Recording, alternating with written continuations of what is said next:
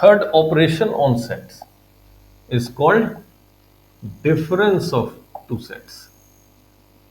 Difference of two sets. Let's say we have two sets A and B. So A minus B is difference of two sets. A minus B.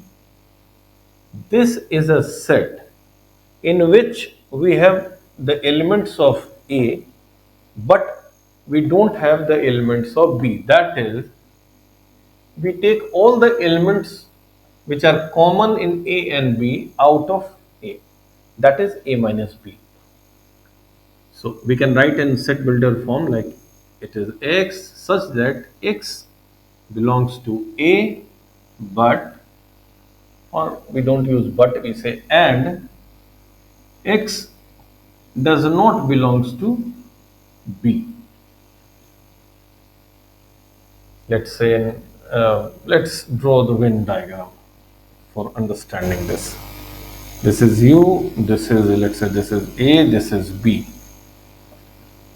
So complete minus this set B, the part that will remain, this part.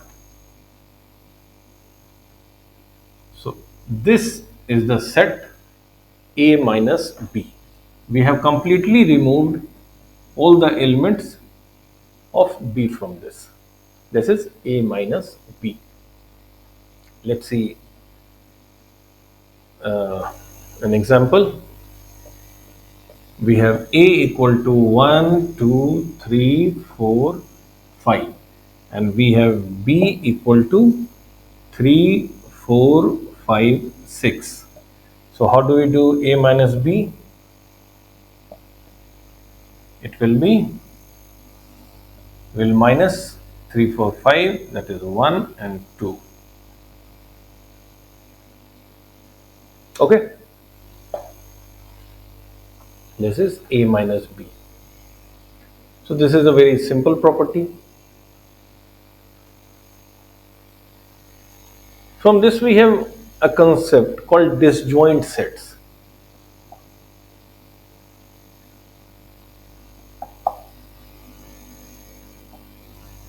What are disjoint sets? When there are no common elements, A intersection B is empty. When we do not have any common element, the two sets are called disjoint. So in Venn diagram, how do we represent it? A, B. These are disjoint sets, not joined at any point. So fourth is complement of set. What is complement of set? If A is a set, complement we put a dash over it, so a single quote. So A complement is U minus A. That is, if we have this universal set and this is A, then U minus A, this portion is complement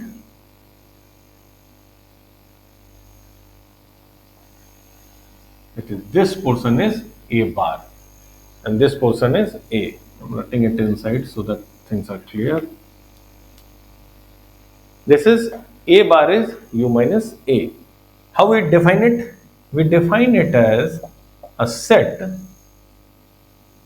X. X is such that X belongs to U and X does not belongs to A. This is, you can see in the Venn diagram. This is the definition of complement of a set. That is, all the elements that do not belong to A are A complement, are the elements of A complement. That is, so properties of complement of a set. The first is A union A bar, what it will be? See, this is A, this is A, and this is A bar. So this plus this, what it will be? This will be U. So this is the first property, the property of U, law of U. Second is A intersection A bar. This is A bar. Do we have any common element in A and A bar? No. By definition, all those elements that do not belong to A, that is the complement of A. So this will be an empty set. So this is the first property. Second property is very important. It's called De Morgan's law.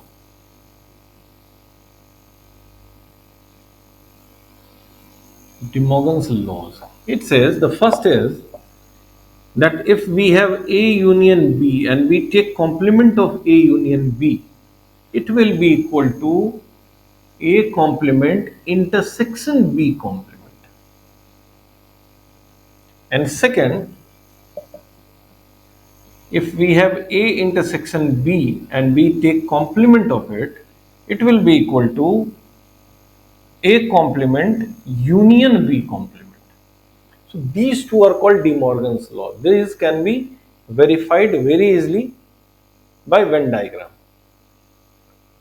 How? Let's see. For you to understand, I am doing this. Let's say this is our universal set. This is A, this is B. A union B, what it will be? This will be A union B. Okay? And we have to take complement of it. What will be the complement? It will be this one. That is U minus A union B. This is its complement. Let's say the second part.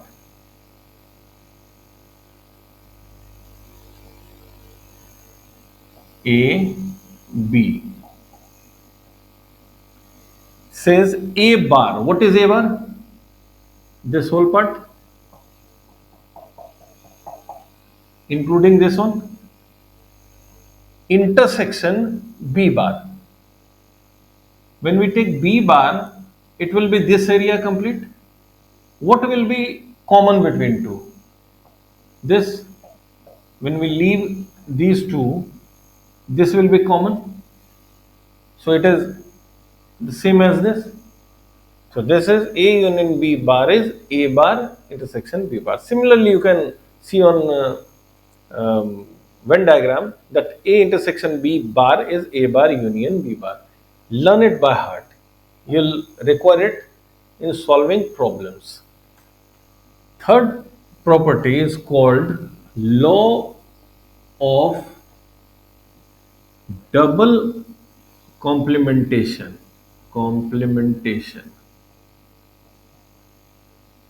It says, let's say we have a set A, we have complement of A. If we double complement it, that is, we complement the complement of A, it will be equal to A.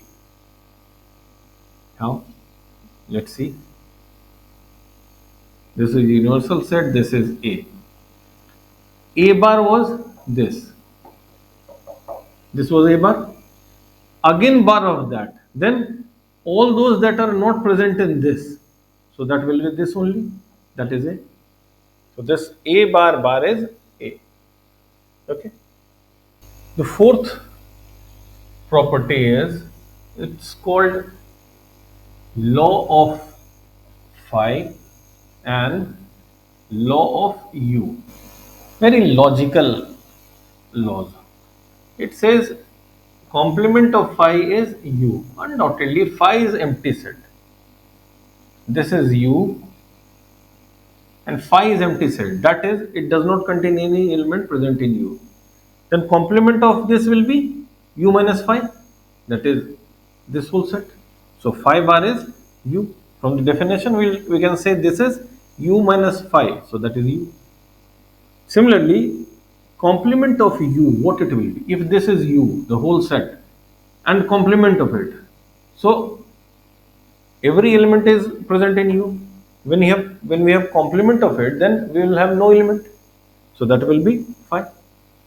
So this is very logical. So we have discussed the the properties of complement of a set. When we have complement of a set, then the properties that are applicable, we have seen them. We'll see one more thing that is very important in solving examples. It says n of A union B. If we have A and B, then the number of elements in A union B will be equal to number of element in A plus number of element in B minus number of element A intersection B. You can see it on Venn diagram. Let's say this is A, this is B. A union B is this whole part. So number of elements in this whole part, what it will be? Number of elements in A, that is this whole, plus number of elements in B, this whole. But now we see we have repeated this part, which is the intersection part. So let it be, and we'll minus one intersection part. So this is N A intersection B. N A N B minus this. So we have taken this part in A, this part in B. So it was repetition. This part had come two times. So we have minus it. This is the formula of N A union B. You can extend it. N A union B union C. If this is the case, this is equal to N A plus N B plus N C minus N A intersection B minus N B intersection C minus N C intersection A plus N A intersection B intersection C. This is the formula. This can be, you can easily verify it by Venn diagram. Let's take an example to understand it. What is the meaning of this? Let's say we have a class of 50 students. Okay? We have a class of 50 students.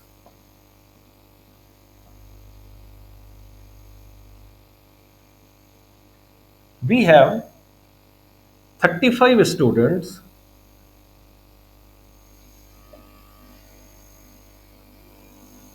35 students like red, the red color, the color. So 35 students like red color and 25 students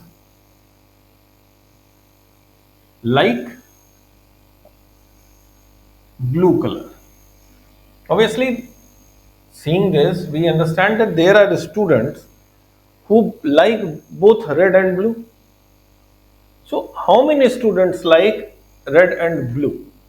Let's understand it through set theory. This is the number of students who like red and number of students who like blue. Altogether there are 50 students. So number of students A union B, or let's say we represent it by R and B. R for red and B for blue. So N R union B. Total students is 50. Number of students who like red R is 35. Number of students who like blue 25. So how many students like red and blue both? How will represent? Red and blue both So this will be intersection.